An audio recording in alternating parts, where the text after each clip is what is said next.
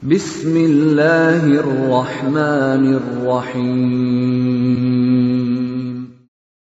وَلْتَكُنْ مِنْكُمْ أُمَّةٌ يَدْعُونَ إِلَى الْخَيْرِ وَيَأْمُرُونَ بِالْمَعْرُوفِ وَيَنْهَوْنَ عَنِ الْمُنْكَرِ. Alhamdulillah wassalatu wassalamu ala rasulillah mabad. Allah berfirman, wajahidu bi amwalikum wa anfusikum. Berjuanglah kalian, berjihadlah kalian melalui hartamu dan dirimu. Hampir semua ayat-ayat berjuangan dan pengorbanan itu dimulai dengan bi amwalikum, harta kalian, harta kalian. Saya mengajak secara praktis dan kami sudah buktikan. Rp1.000 itu bisa luar biasa dahsyat. Bisa beli mobil, bisa buat kuburan, ya, bisa membangun masjid. Uang 1.000. Mari kita satukan uang 1.000 kita. Nanti kami jemput. Di rekening ini insya Allah bisa kita buat. Di rekening ini insya Allah kita buat sebuah kekuatan umat dengan Rp1.000. Rp1.000 dahsyat. Assalamualaikum warahmatullahi wabarakatuh. Ini memang ada nanti Pak syarat-syarat jadi imam. Inna ya ummakum, sesungguhnya yang berat jadi imam di antara kalian. 1, akra'um li kitabillah, yang paling bagus bacaannya. Yang kedua, wa'lamuhum bis sunnah, yang paling paham tentang sunnah Nabi, terutama sunnah yang berkaitan dengan sholat.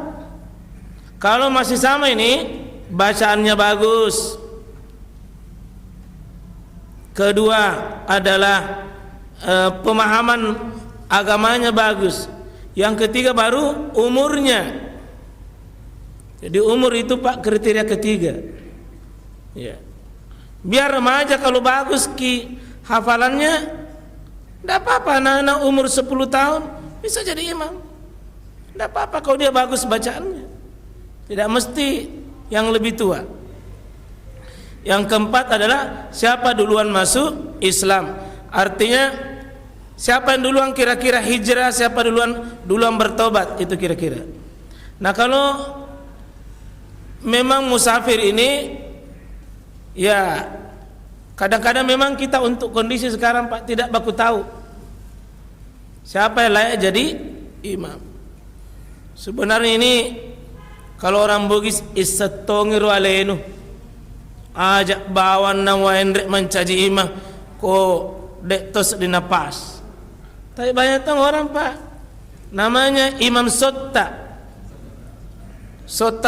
naik, itu tidak boleh. Nah bagaimana kalau dia sudah imam, misalnya imam sholat maghrib, dek sedina madeceng al-fatihana, boleh diberitahu Pak, bisa ganti. Ada yang bisa jadi imam, bisa Pak. Ada nanti pembahasan di sholat khusus, boleh pergantian antar waktu itu imam dalam satu sholat.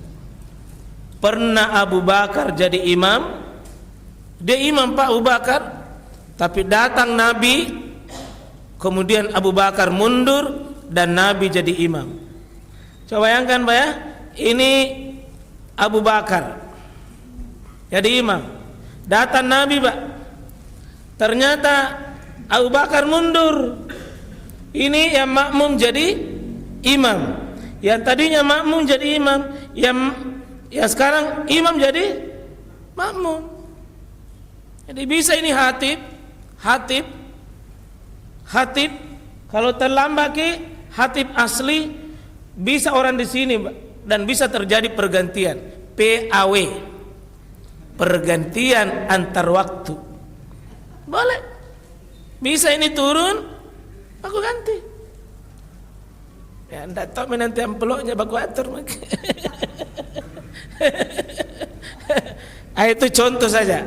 Boleh Pak, boleh diberitahu, yang penting dengan cara yang sopan, dengan cara yang benar, bisa ya. Nah, ada pertanyaan yang lain? Ada yang lain? Silakan.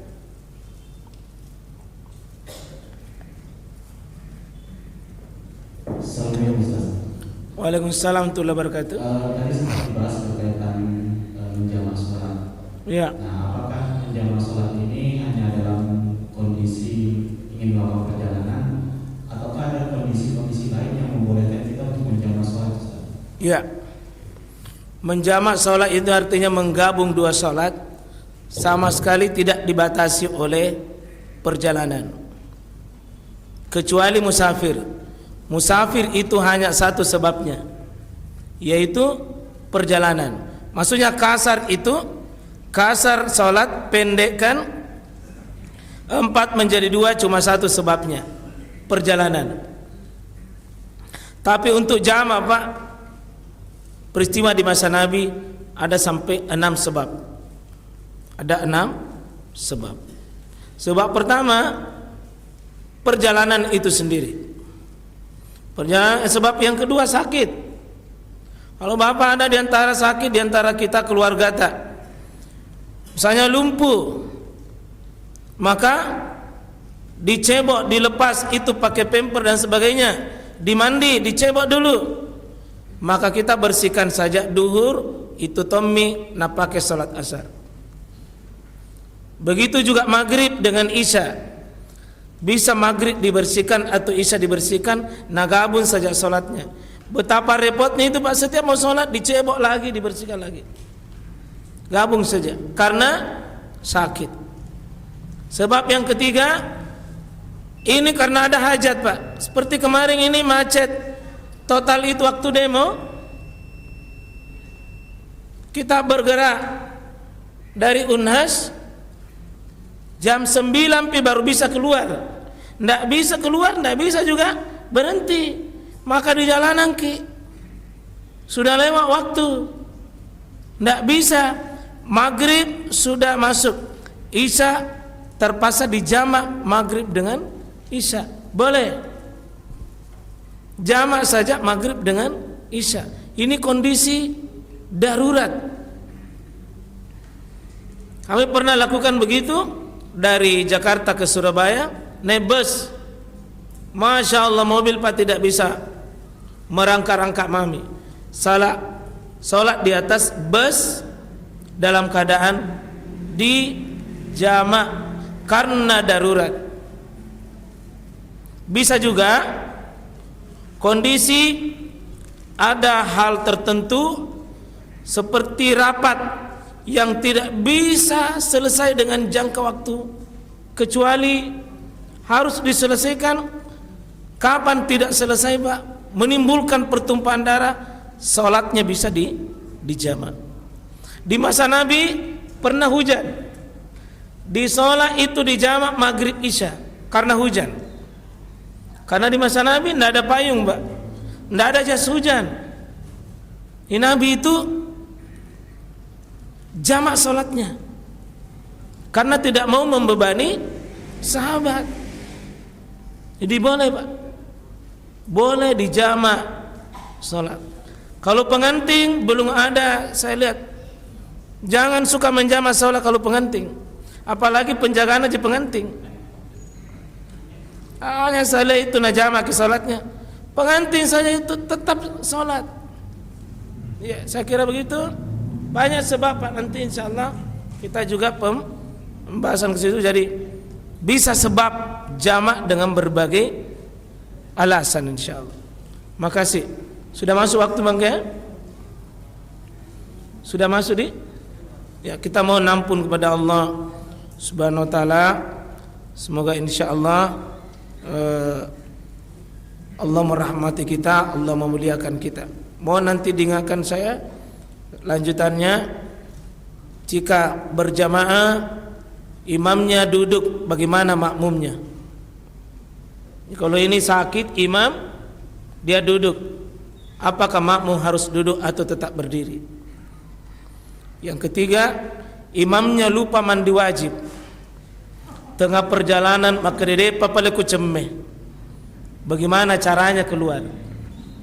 Ikuti episode yang akan datang. Ya. Subhanallah bihamdik, asyhadu an la ilaha illa anta, astaghfiruka wa atubu ilaik. Assalamualaikum warahmatullahi wabarakatuh.